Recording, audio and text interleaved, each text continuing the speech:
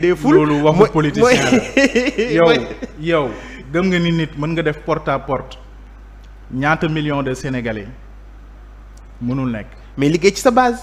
waaw mais moom laa lay wax liggéey ci sa base porte à porte bi ñaata militants ñoo nekk ci parti des militants engagés c'est ça la réalité. C'est que aujourd'hui leader yu si gën a bëri pour telle ou telle autre raison ils ont du mal à mobiliser.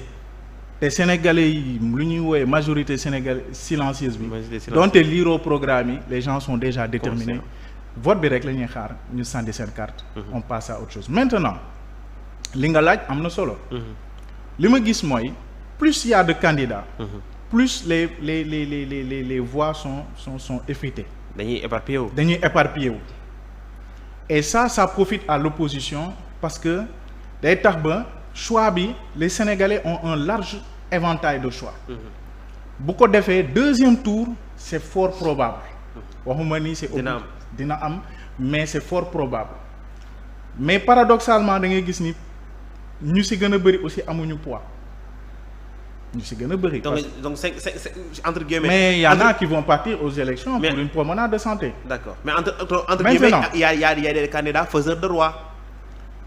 waaw xam naa ni kaaw kii ngay wax Karim. Karim il n'est pas candidat mais je dis que ci candidat ñi nga xam ne ñoo bokk. il y a des candidats faiseurs de roi. oui aujourd'hui même si Karim n'est pas candidat. même su ne woon tey du soutenir kenn. parce que boo jàngatee li fi jot a jaar élection yi les passé quand il n'a pas été candidat. le PDS s'est abstenu. Pour ne pas jouer peut-être un rôle quelconque en leur défaveur qui pourrait être en leur défaveur ñoom noonu la ñu positionné wu ba carte yi leer ñu door a voilà affirmé wu au niveau de l'opposition et je pense que seen silence bi ba tey loolu fa la ñu jëm mais loolu ça ne veut pas dire que report de voix dina am mais suñu xoolee parce que tey am na koo xamante ne mu ngi naan xaar Karim pour mën a voter gisu ko il peut se dire moi je suis de la famille libérale. En fait donte sama candidat. foofu laa bëggoon ñëw je vais voter pour Amadou Ba. foofu laa bëggoon ñëw mais am ñoo xamante ne peut-être ñoom il se voit plus maintenant du côté de l'opposition. gis nañu kaaw Léna. dem fekki Diomaye dem fekki Diomaye donc effritement boobu ñoom seen électorat bi aussi. day effrité wu. mais parce que ci PDS on a vu quand même.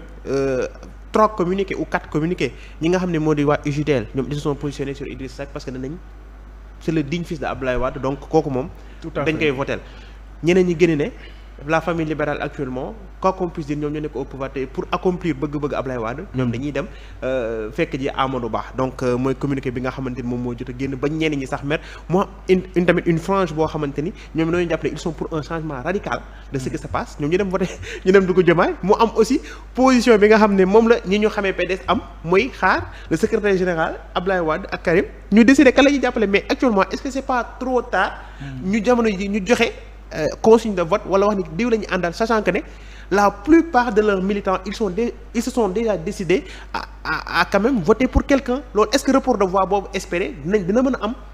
moo tax ma ne logique u PDS c'est de garder leur carte en main à partir du moment où leur candidat Karim ne passe pas, le PDS considère que c'est un grand parti, un parti historique qui a eu à gérer le pouvoir. Donc du ñu jouer les seconds rôles. xëy na mën nañu bàyyi ba lépp jàll peut-être second merci second tour là ñu mën a positionner wu de manière plus claire. Mais est-ce que ce ne serait pas déjà trop tard? Pas forcément parce que quand même boo xoolee alternance yi fi jot a jaar yëpp on a vu des basculements coalition Benno Bokk Yaakaar yow gis nga nu mu juddoo ba tey ils sont au pouvoir. Moi je pense que politiciens yi mën nañu réeroo benn instant mais après pour X logique ñu dajaloowaat donc loolu yëpp c'est des aspects à attendre mais lu leer ba leer par rapport ak man mobilisation yi ma jot a gis 2 candidats sortent du lot Bassirou Diomaye Faye ak Amadou Ba ces 2 candidats là sortent du lot. Mais ce qu'il faut savoir c'est qu'il y a une majorité silencieuse non militante qui va s'exprimer et ci la ñuy door a xam maintenant nag qui sera le réélu. Maintenant premier tour aussi mën na am. Mais ci kaw parce que xam nga tey problème bu ñu am jeunesse bi dans son écrasante majorité aspire à la rupture et la rupture totale. Radicale. Ils sont pas ñu si gën a bëri ils sont pas avec le pouvoir. Man mënuma joxe sama position comme ni ma ko waxee sama conviction personnelle donte yow peut-être ak ñi ma xam nañu à peu près voilà lan mooy sama posture tey mais comme dañu am position boo xam ne dañ ko décider en bureau dañu ne ñun on va jouer un rôle d'alerte de veille et de sensibilisation li ma gëm mooy si les jeunes votent massivement il est fort probable que pouvoir bi change loolu direct au premier tour. Mais c'est fort probable. Maintenant j'ai eu ouï dire que am na quelques jafe-jafe aussi ñoo xamante ne ba tey jotaguñu seen carte effectivement. Aussi loolu aussi ñu ciy ñaax sénégalais yi parce que le vote est un devoir éminemment citoyen.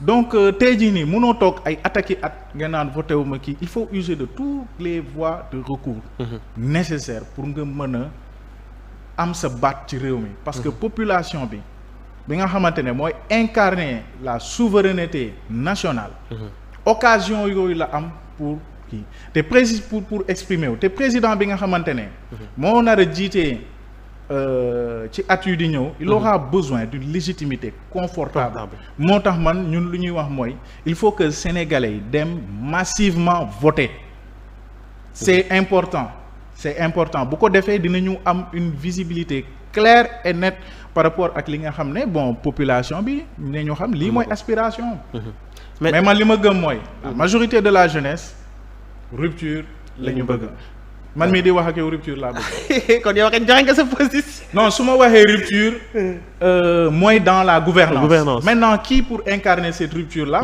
on laissera le choix aux Sénégalais. D'accord ñun def nañu lu ñu war mooy joxe des grilles d'analyse maintenant ñu bàyyi Sénégalais yi ñu voté. D'accord maintenant campagne bi daanaka ma ne ndar keppee nañ ko tey donc yow yan recommandation quand même yéen en tant que acteur politique ngeen di def pour ñi nga xamante ni dam ñooy ñuy seetaan pour que élection yi quand même parce que am na tension vive bi nga xam ne actuellement am na ci campagne bi ak njeextal bi nga xam ne ci lañu daan di nekk ban message ngeen wax a mën a lancer aussi mu nekk xeetu sensibilisation pour ñi nga xamante ni tey ñoo war a dem voter dimanche war koo mën a am bis boobu ba élection yi mën a am ci jàmm tension du am te ki nga xamante ne moom la Sénégalais yi bëgg ñu fal ko et puis ñu jàll ci leneen.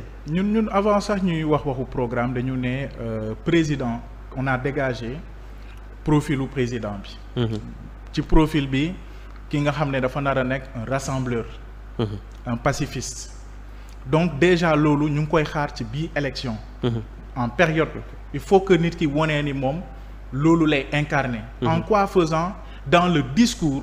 Au-delà du fait de dénoncer les caravanes qui sont attaquées nga sensibiliser ces militants nga woo également yeneen candidats yi ñu def la même chose. Effectivement. Mais gis nañ fi ay caravanes yu tase ñu nuyonte mais c'est par affinité ñi nga xam ne ñoo bokk affinité ils se serrent la main mais ñi nga xam ne bokkuñu vision bokkuñu gis-gis mais pire c'est eux qui se jettent la pierre alors que c'est eux qui doivent donner le bon exemple parce que ñoo bëgg ëmb sénégalais yépp que qui soit de ton bord ou pas parce que am na ñu nekk coalition Benno Bokk Yaakaar peut-être ñu jàpp ni ñoom duñu ay patriotes alors que ils ont les mains propres peut-être ñoom philosophie boobu la ñu gëm am na ñu nekk de l'autre côté aussi peut-être ils ont les mains propres ou ils l'ont pas li ëpp solo mooy ni na ku nekk respecter la personne et que ñu teg sur la place débat programmatique maintenant c'est pratiquement dépassé mais c'est pas trop tard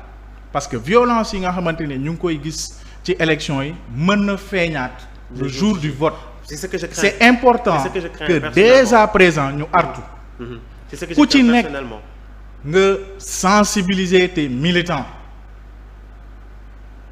de toute façon ku ñu dóor day fayu donc jarul sax ne nit ki waa bu ñu def dara mais loolu moom c'est clair mais nañu sensibiliser militants yi ne leen montrer un comportement démocratique et républicain et patriotique dem leen exercer leen seen droit ci jàmm ngeen ñibbi si ndax am nga yaakaar ne parce que sàcc mën na am ci élection yi personnellement gëwuma loolu pourquoi parce que am na ñoo nañ ne sàcc su amul midi ñu jeexal yëf yi.